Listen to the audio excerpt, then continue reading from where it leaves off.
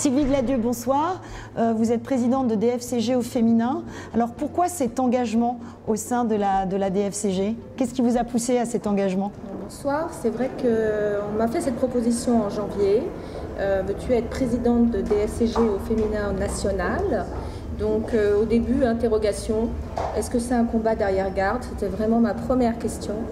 Et donc j'ai dû aller au contact des femmes qui allaient à ces réunions que j'ai organisées pour me dire pourquoi je vais faire ça, pourquoi je vais continuer le mouvement.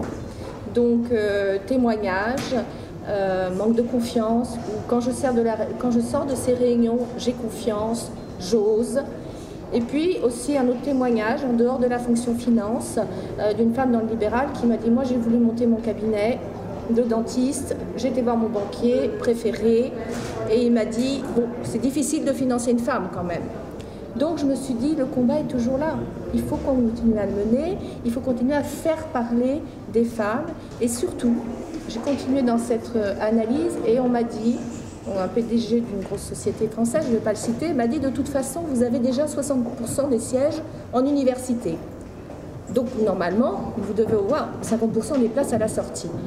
Ce n'est pas le cas.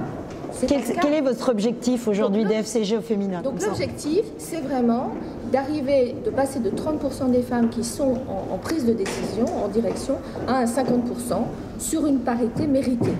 Je ne suis pas féministe pour être féministe, je revendique la mixité pour améliorer une meilleure performance dans l'entreprise, parce que c'est ce cas-là.